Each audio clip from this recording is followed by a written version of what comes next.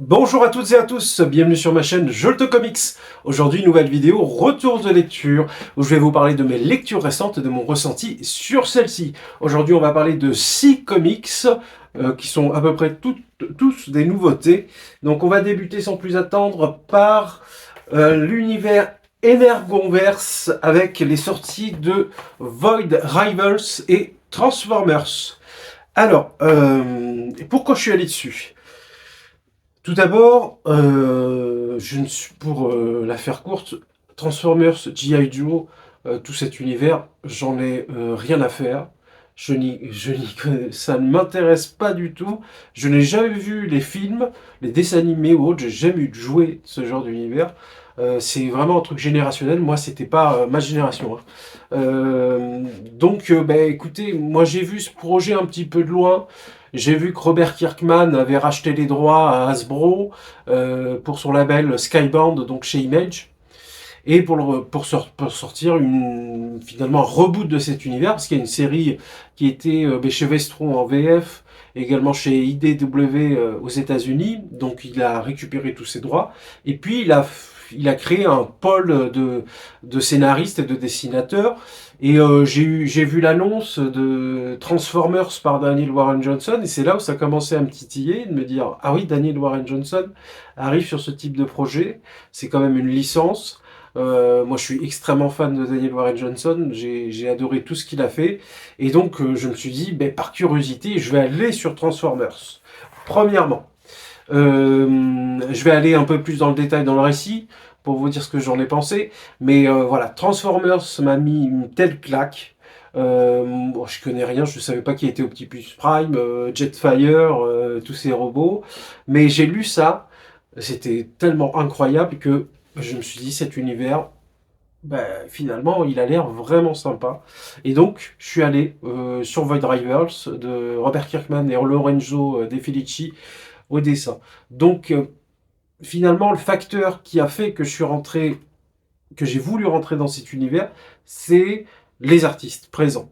Déjà, tout d'abord, Robert Kirkman, qui pour moi, ben, l'un des meilleurs scénaristes sur des séries dans les années 2000, hein, avec Invincible et Walking Dead, et Daniel Warren Johnson, qui est l'un de mes artistes préférés, Lorenzo De Felici, que j'ai beaucoup apprécié sur Chroma. J'ai vu qu'il y avait du Joshua Williamson, du Dan Waters, du Kelly Thompson qui sont prévus, plein de bons dessinateurs, Andrei Bressan. Voilà, donc je me suis dit, Robert Kirkman, il sait ce qu'il fait, il sait où il va nous faire un univers cohérent, accessible à tout le monde, même à ceux qui ne connaissent pas l'univers. Malgré cela, j'avais quand même des gros doutes, et j'ai toujours des gros doutes sur cet univers, parce que je ne sais pas combien de temps ça va durer, combien de séries il va y avoir. Est-ce que j'en ai pour, je sais pas moi, 5 ans d'univers, avec des sorties régulières à coût de 17 à 20 euros. C'est quand même un budget, hein, l'attaque d'un nouvel univers, il faut se projeter, c'est pas évident. Euh, je tente l'aventure, notamment rien que pour le début de Transformers par Daniel Warren Johnson. J'ai vu qu'il y avait un dessinateur qui changeait à partir du numéro 7, donc à voir. On va rentrer dans le détail après ce préambule un peu trop long où je vous parle de mon approche de cet univers. Je vais vous parler, ben, premièrement, chronologiquement, pas ce que j'ai lu en lecture, mais chronologiquement dans l'histoire et dans l'ordre de sortie. C'est Void Rivals de Robert Kirkman et Lorenzo De Felici au dessin et Mateus Lopez au dessin. Donc tome 1 au-delà des apparences. Donc il y a quand même un effort d'édition à noter chez Urban pour cette nouvel univers qui arrive chez eux, où on a vraiment une charte graphique propre à l'Energon Universe ou Energon Universe selon le pays où on le dit. Aux États-Unis on dit Energon. Et donc, ben, écoutez, moi déjà agréablement surpris. C'est quand même un format qui est un peu plus grand que le format classique comics qu'on a, ben, voilà, avec Nightwing par exemple. On est un peu plus grand. Donc pour apprécier au mieux les planches, c'est toujours agréable. J'aime beaucoup. Au niveau de l'histoire, donc là, on est dans un récit qui va débuter ben, dans l'espace. On va découvrir deux personnages qui vont arriver sur une planète abandonnée. Ces deux personnages sont des ennemis depuis toujours, car leurs deux peuples se font la guerre depuis des milliers d'années. On ne sait pas pourquoi au départ, voilà, on sait qu'ils ne s'apprécient pas. Ils arrivent avec leurs 2 navettes spatiales. Il s'avère que leurs navettes spatiales sont HS, ils ne peuvent pas revenir sur leur base et dans leur planète. Et donc ils vont devoir collaborer afin qu'ils puissent réparer une navette spatiale avec les pièces de l'autre, parce qu'elles sont adaptables, donc c'est possible de réussir à s'en sortir. Mais par contre, ils vont devoir collaborer, et ce n'est pas évident, parce qu'ils sont ennemis depuis toujours.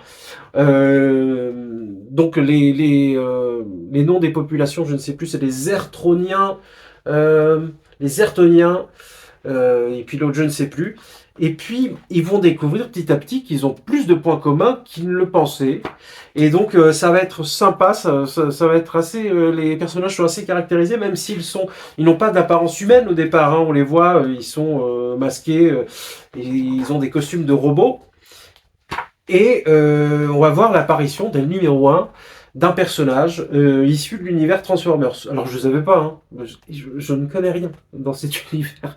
Je vois Jetfire, donc il s'appelle Jetfire, j'ai découvert, qui se réveille comme ça, qui dit « je dois aller sauver mes copains, je dois aller les réveiller ». On verra plus tard les conséquences de tout ça dans Transformers. Et donc ça marche plutôt bien. Voilà, bon je vous montre cette page parce qu'elle est quand même importante, ça ne spoil pas vraiment. C'est que le fait que ces 2 personnages ont vraiment beaucoup en commun, c'est qu'ils se ressemblent totalement. Donc il y a une haine qui a été alimentée depuis des années par leurs 2 peuples, par les dirigeants des 2 peuples, pour qu'ils se fassent la guerre. On ne sait pas pour quel but, on va le découvrir dans le récit, mais c'est vachement intéressant, il y a quelque chose de très humain dans la caractérisation des personnages, toujours je le trouve avec Robert Kirkman. On est vraiment dans un space opéra, mais qui est plutôt très agréable. Là, on est sur un premier tome, on sent que l'univers va s'enrichir, que l'univers va évoluer. Au niveau du dessin, Lorenzo De Felici, que j'ai adoré sur Crema, on est sur un autre style, mais qui fonctionne bien pour ma part. Donc vraiment agréablement surpris de The Rivals. C'était pas vraiment la série où je voulais aller, l'Energon Universe, je voulais pas y aller à la base. Je voulais juste me faire Transformers de Daniel Warren Johnson parce que je suis fan et j'essaie d'avoir tous les récits qui sortent. Et finalement, je me suis laissé tenter, j'ai découvert The Rivals. Donc, très bon volume, très bon lancement de cet univers. À voir sur la suite, à voir la longueur de la série également de Void Rivals, sur combien de numéros ça va durer. Là, je crois qu'il y a le 12e qui sort aux États-Unis. On va surveiller ça. Donc j'irai sur la suite, évidemment, de ce Void Rivals. Ensuite, on va passer à Transformers. Transformers de Daniel Warren Johnson et Mike Spicer, le duo indéboulonnable. Ils sont toujours ensemble, ils travaillent toujours ensemble. Alors Mike Spicer, il est plutôt sur la colorisation, mais c'est un travail d'équipe totalement. Daniel Warren Johnson, là, il officie pour le scénario, le dessin et l'ancrage, comme d'habitude, il touche à tout. Et là, on a vu les Jetfire se réveiller sur cette planète et aller dire « je vais aller réveiller mes copains ». Il se trouve que ces copains, ils sont sur Terre. Ils ont échoué sur Terre, mais ils sont endormis. Et donc, ils n'ont plus assez d'énergie pour se réveiller. Et donc, Jetfire va arriver, va les déclencher. Et puis, on va voir donc les personnages, Optimus Prime, en particulier, le voilà, très charismatique pour un robot. Donc moi, Transformers, vraiment, je n'y connais rien. Et j'ai trouvé ça plutôt accessible. J'ai visualisé, j'ai cerné très rapidement les différents personnages. Alors l'histoire, elle commence quand même par une approche humaine, parce qu'on va suivre un jeune homme qui va voir son père. Son père est un alcoolique. Son père est un alcoolique. Alors ce jeune homme, comment il s'appelle? Il me semble que c'est Spike. C'est Spike. Voilà. Et donc Spike, lui, il se balade souvent, ils font des petites virées avec sa copine Carly, et ils vont découvrir finalement les Transformers se réveiller. Et donc là, ça va être un choc énorme pour eux.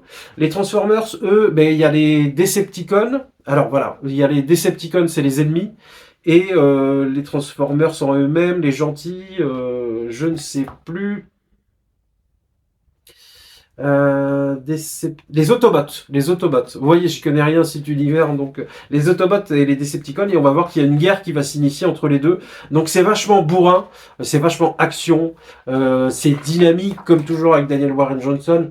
Pour moi, ça fonctionne très très bien. Et puis il y a toujours cette approche humaine, déjà avec les personnages. Les êtres humains qui sont présents, qui devant l'immensité et la puissance des robots, ben, on s'y identifie, on se dit on est une petite fourmi sous la botte d'un éléphant, et c'est vachement intéressant, et on voit l'humanité également des Autobots qui finalement n'ont pas cette approche de la famille, mais en quelque sorte l'ont à leur manière, et ils vont découvrir également, il y a une scène assez touchante où Optimus Prime écrase une biche, et il va être tellement triste, tellement ému d'avoir enlevé la vie à un être humain, et il va s'en faire comme un fer de lance de jamais faire de mal à ces êtres humains, à ces personnes qui sont sur cette planète, et à protéger cette planète avec ses amis contre les Decepticons qui veulent la détruire.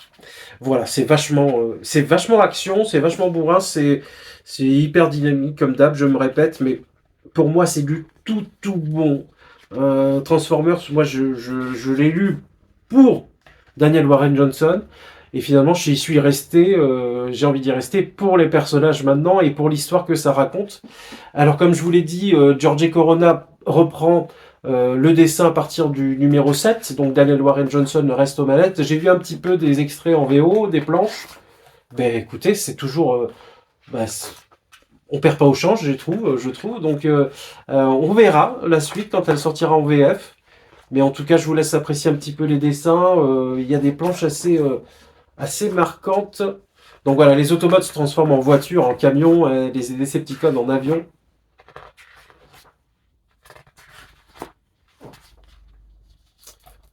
Voilà, je trouve pas de planche spécifique. Peut-être ce camion. Mais franchement, c'est très très agréable, et je ne veux pas vous spoiler, donc je fais attention à ce que je vous montre. En tout cas, pour moi, c'est un coup de cœur Transformers, inévitablement. Daniel Warren Johnson, je pense qu'il il dessinerait, il écrirait les Pokémon, Denver le dernier dinosaure, je sais pas moi, n'importe quoi. J'irai dessus parce que c'est un artiste que j'adore, c'est un artiste que j'aime profondément, qui a une humanité profonde qu'il met dans tous ses récits, et ça me touche toujours, et il arrive à m'avoir avec Transformers, un comics de licence issu de jouets. Il est très très fort. Donc oui, allez-y. Rien que pour alors l'Energon Universe, j'imagine que c'est quand même un investissement. Là, je me lance. Je vous avouerai, c'est à cause de ça, mais c'est grâce à Transformers. Mais je pense que rien que Transformers peut être intéressant à lire tout seul, parce que il y a une connexion, mais qui est très très fine entre les séries. On peut totalement lire Transformers sans avoir lu Void Rivals, honnêtement. Et dans Transformers, on voit un petit clin d'œil à une série qui va arriver, donc qui s'appelle Duke, et qui est plus centrée sur les G.I. Joe. Donc j'ai vu que c'était un petit peu un polar, techno, thriller, etc. Ça peut être ma cam, donc à voir. J'irai dessus, je pense, sur Duke. Cobra Commander, je suis pas certain. Je suis pas certain du tout, mais Duck, en tout cas, et puis j'ai vu le dessin, c'est Tom Reilly, je crois, et qui a un petit côté Chris Samney, donc ça me botte bien. Voilà pour l'Energon Universe. Bah, écoutez, agréablement surpris. Déjà, soufflé par Transformers, qui est incroyable. Et Void Rivals, bah écoutez, c'est ça aussi qui m'a dit, oui, l'univers peut être intéressant. À voir, si ça ne dure pas trop longtemps, à voir le nombre de séries, à voir, etc. etc. J'imagine qu'il y aura des crossovers. On en reparlera sur la chaîne, mais pour moi, c'est un coup de cœur pour Transformers. Et puis, c'est très prometteur pour l'univers qui est initié par Robert Kirkman et ses amis. Ensuite, on va passer aux Affamés du Crépuscule de J. Willow Wilson, Chris Wildgoose et M. Sasik à la colorisation, donc J. Willow Wilson au scénario et Chris Wildgoose au dessin. Donc ça, c'est un comics de fantasy, de pure fantasy. Donc il y a un grand format chez Delcourt, c'est assez rare pour le souligner. Il y a même un signé, et donc c'est vraiment une qualité d'édition moi que j'apprécie énormément. Il y a le parallèle avec les grands formats urbains ou les éditions de 404. Voilà, on sent que, ben oui, les comics peuvent s'adresser également aux lecteurs de franco-belge et ils font bien de tenter l'aventure et de donner envie, parce qu'effectivement, il y a des comics qui pourraient plaire totalement à des lecteurs de BD européennes. Et là, pour le coup, on est vraiment dans de la pure fantaisie, mais il n'y a pas plus fantaisie que Les Affamés du Crépuscule. Honnêtement, si on est fan de ce genre, ben moi je pense qu'il faut le lire. Alors, je vais détailler mon avis, mais là on arrive dans une histoire où, pour se rapprocher un petit peu de Void Rivals, parce que les thématiques sont assez proches, on est dans un univers de fantaisie où il y a des hommes et des orques. Ils ont chacun leur territorialité, mais depuis la nuit des temps, ils se font la guerre pour une partie du territoire, parce que une partie des terrains ne sont pas irrigués, qu'ils récupèrent l'eau, et donc ça fait une famine, ça fait une famine chez l'un chez l'autre, et donc il y a des conflits, c'est conflictuel leur relation. Et là, il s'avère que il y a un ennemi qui arrivent et qui en veulent aux humains et aux orques, qui s'appellent les Vangols. Et donc, ils vont devoir collaborer, ils vont devoir pacifier leur relation et signer un acte de non-agression et de collaboration pour faire la guerre aux Vangols. Les Vangols, eux, ils frappent tout ce qui bouge et eux, ils veulent récupérer tout le territoire. C'est des ennemis très anciens. Et donc là, on va voir cette aventure où suite à cet armistice entre les orques et les humains, le chef des orques va demander à un humain d'accompagner une jeune fille orque vers un nouveau territoire. Cette jeune fille, elle est médecin, elle soigne, c'est une soignante. Et elle a des pouvoirs un peu mystiques. Et donc, cette aventure, elle est très sympa déjà par le côté graphique, parce que je trouve que Chris Wildgoose, avec cette colorisation, ça marche très bien. J'ai bien apprécié le côté graphique complètement, j'ai complètement adhéré. Et puis le scénario, qui somme toute classique dans la fantasy, mais je trouvais ce relationnel entre les orques et les humains assez sympa, cette relation entre ces deux personnages qui vont devoir s'apprivoiser, apprendre à se connaître. On voit quand même une amitié naissante, j'en dis pas plus, bon, vous imaginez le topo. Et donc, c'est plutôt frais, c'est plutôt agréable, et ça en fait un comics de fantasy mais qui est plutôt dans le haut du panier. Et donc là, c'est le premier tome, il va y avoir une suite. Plutôt surpris, en bien, donc c'est pas non plus extraordinaire, c'est pas non plus un coup de cœur pour moi, mais il y a des qualités vraiment intrinsèques à ce comics qui en font un bon récit de fantasy. Et ça fait bien le travail pour ce que ça veut être, donc honnêtement, c'est une bonne lecture. C'est pas non plus un indispensable, mais je pense que pour tout fan de fantasy, ça peut être quelque chose de très très intéressant. En tout cas, c'est prometteur. On verra dans la suite pour cette série, où je pense que j'irai dessus, pour voir au moins le volume 2. Voilà pour les affamés du crépuscule. Ensuite, on va aller sur un tome 2. Je vous en ai déjà parlé. C'est Verse. Alors, on est toujours dans la fantasy. Vous voyez, c'est très fantasy aujourd'hui. Et là, c'est une série de Sam Beck au scénario et au dessin. J'avais été franchement très convaincu par le tome 1, parce que c'est un univers de fantasy riche, où finalement, le plot de départ, c'est que on est dans un monde où la magie n'existe plus. Et on va suivre un jeune homme qui s'appelle Fif, au départ, qui est un fils de forgeron et qui part de chez lui en quête de se former pour être le meilleur forgeron. Et il va, un événement va arriver, et donc il va rencontrer Neytiri, qui est une Neytilla, pardon, qui est qui pour lui, il va la voir comme une velle. Une velle, c'est des ennemis magiques, des ennemis des humains. Mais finalement, elle est plus que ça. Elle est autre chose, je vous en dis pas plus. Et honnêtement, le tome 1 j'avais pas mal apprécié du tout. Et le tome 2, c'est sur la même veine, c'est continu. C'est vraiment un univers de fantasy très riche. J'aime surtout pour le coup, les points forts, c'est vraiment le dessin de Sam Beck. Je ne connaissais pas cet artiste et c'est ça que j'aime bien chez Comics Initiative, c'est qu'ils arrivent à nous dégoter de derrière les fagots des récits qui sortent aux US et qui finalement n'ont pas vraiment la chance d'être édités dans des grandes maisons d'édition. Et moi, je trouve ça franchement top qu'on ait ça en VF. C'est un univers riche, coloré, avec des thématiques qui sont quand même assez profondes sur la différence, sur l'acceptation des autres et la tolérance. Et il y a aussi beaucoup de confraternité, d'amitié.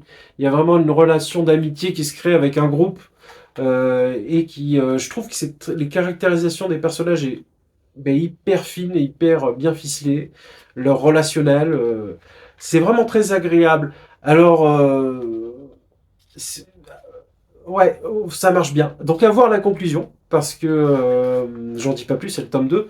Mais franchement, si vous aimez ça, la fantasy, n'hésitez pas à jeter un coup d'œil à cette série. Je pense qu'elle peut vous plaire. Euh, c'est plutôt agréable et je pense dans le genre fantasy, c'est quelque chose qui marche très bien. Voilà pour Verse, tome 2 de Sam Beck au scénario au dessin, et j'ai hâte de voir le tome 3, et surtout j'ai hâte de voir si Sam Beck, cet artiste, peut sortir de cet univers fantasy également, parce que c'est une artiste que j'ai envie de suivre, et qui a un trait, je trouve, à la fois très détaillé, euh, alors un petit peu cartoon, en effet, mais moi c'est pas pour me déplaire.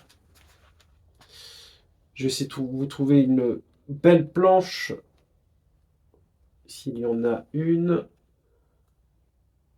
Et il y en a, hein. Euh, voilà. Par exemple, ça, je trouve ça magnifique. Ce jeu de regard, franchement, le découpage, il est vachement bien aussi. Voilà pour Verse chez Comics Initiative, je recommande, mais bon, il faut passer par le tome 1, ça se trouve encore, pour cette bonne série de fantasy. Également, alors, je ne sais pas si c'est de la fantasy ou de la science-fiction, du fantastique, c'est un petit peu le mélange des trois finalement. C'est Kaya. De Wes Craig, le tome 1, Les Lézardiers. Donc ça, c'est sorti chez Urban, dans la collection Urban Indies.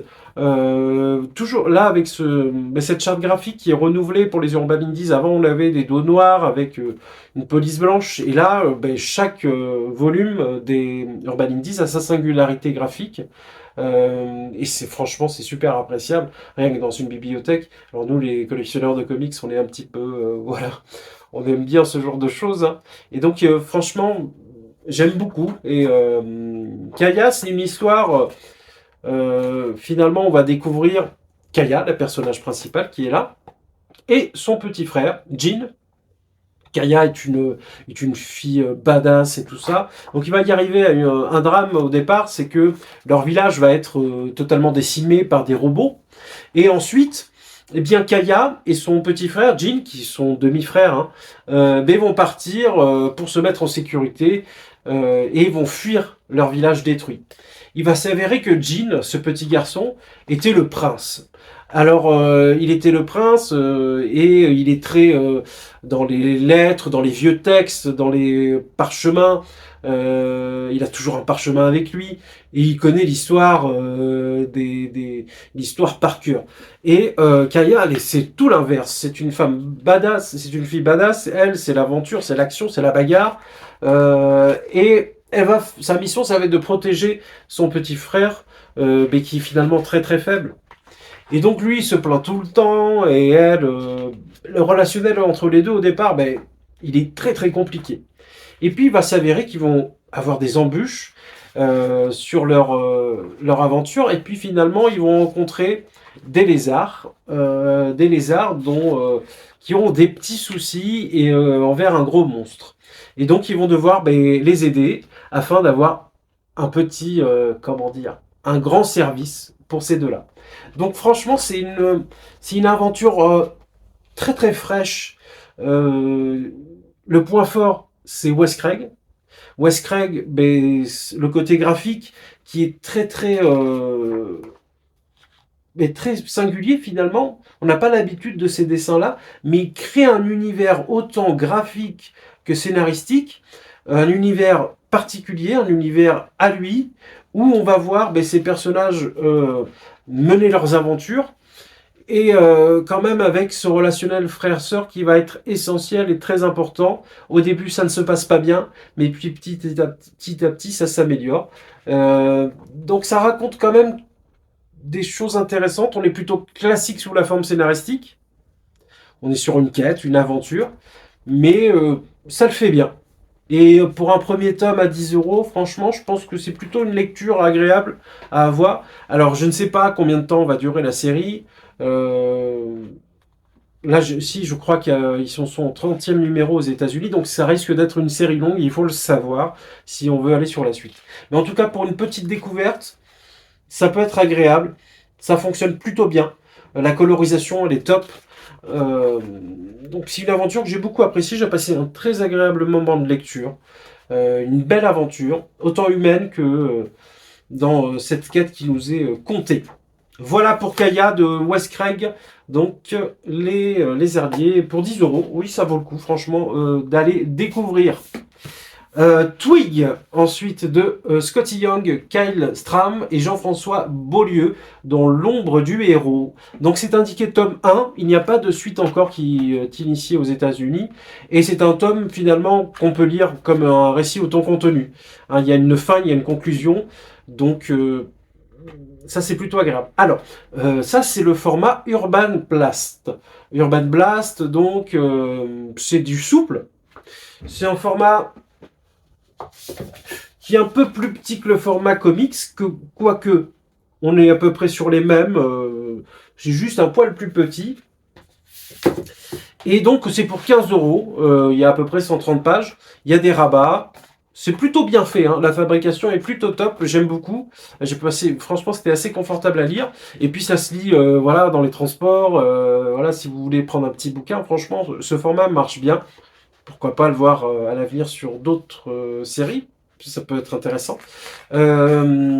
Et donc là, on est dans une aventure qui vise totalement les enfants. Je dirais que c'est un récit qui peut être adapté pour des enfants à partir de 7 à 8 ans.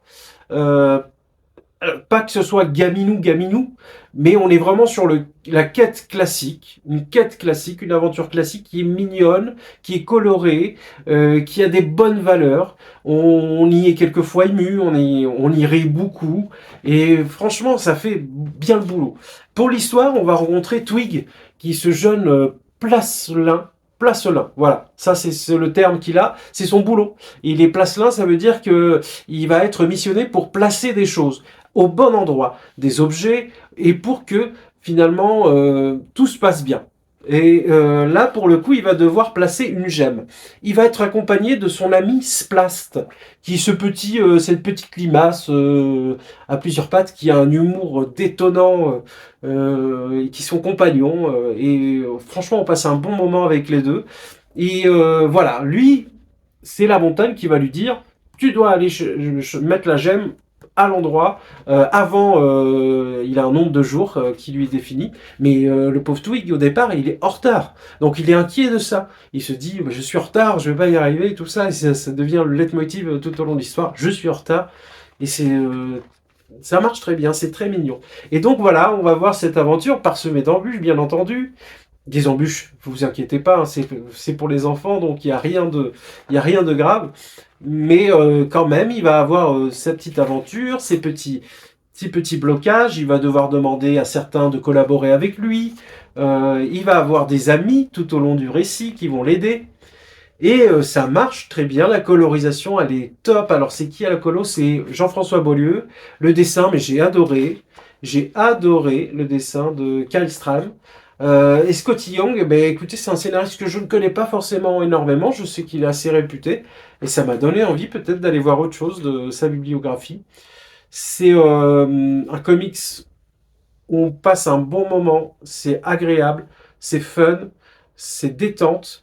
Et puis, quand on lit des comics assez profonds, sur des thématiques des fois difficiles, avoir ce petit moment de respiration pour un adulte, c'est très agréable. Et puis également pour les enfants, je pense que ça peut être une bonne idée de lecture en commun quand on a un enfant de 8 à 12 ans, même plus, hein, mais je pense qu'à partir de 7-8 ans, ouais, c'est très bien. 8 ans, ouais, on peut le lire complètement, double lecture, papa, maman et avec son enfant.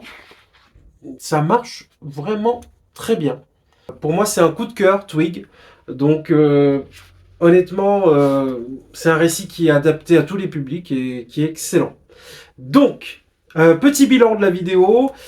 Twig, coup de cœur, un récit excellent sur tous les rapports, adapté aux enfants, qui est une belle aventure avec plein de bonnes valeurs, la relation père-fils, cette quête, cette relation d'amitié, on rit, on pleure, et franchement pour 15 euros, ben, c'est vraiment un comics à lire, je trouve. Et donc c'est un tome 1, mais franchement ça a une fin, c'est autant contenu, il n'y a aucun souci sur ça.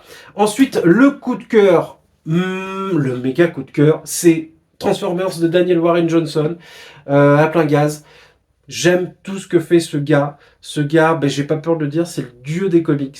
Pour moi, il est d'une humanité profonde qui transpire dans ses comics.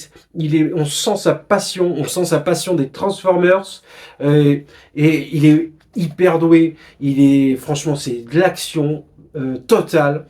C'est dynamique. C'est tout ce qu'on aime. C'est tout ce que j'aime plus particulièrement personnellement. Mais franchement, oui, s'il y avait qu'un comics qu'il fallait prendre dans ce que de mon point de vue, de ce que je vous ai présenté, c'est celui-ci, Transformers de Daniel Warren Johnson. Et voilà, je le suivrai partout, je le suivrai au bout du monde. Je t'aime. Voilà, c'est dit. Ensuite, Kaya. Très bonne surprise, très prometteur ce premier tome de Wes Craig. Mais surtout, point fort, c'est le graphisme. Honnêtement, c'est très singulier. Moi, je trouve, j'ai beaucoup aimé que ce soit la colorisation, la dynamique, le découpage, et puis le scénario. Écoutez, on est sur une relation sœur-frère, mais qui est plutôt, mais qui se lance bien, qui part bien. On sent que chacun évolue. Donc voilà, il y a une quête mystérieuse qu'on va voir au fil des tomes. Donc honnêtement, pour 10 euros, vous risquez pas grand-chose, honnêtement. Donc, je vous le recommande. Également, Verse, une suite très agréable du premier volume que j'avais lu. Donc, un univers fantasy, mais qui est complètement dans ça. Hein. C'est complètement de la fantasy, donc idéal pour ceux qui aiment ce genre. Sam Beck est une artiste que j'apprécie beaucoup, de plus en plus. Alors, je n'ai lu que ces 2 tomes de Verse, mais j'ai hâte de voir la conclusion de cette série et également de ce qu'elle va faire dans l'avenir pour voir si elle va sortir de cet univers et de ce genre et faire peut-être d'autres choses parce que je trouve son dessin des plus agréables. Il y a un petit côté cartoony mais qui moi fonctionne très bien sur moi. Donc très bonne suite, hâte de lire la conclusion. Voilà, si vous le voyez à l'occasion, le tome 1 pour tester si vous êtes fan de ce genre.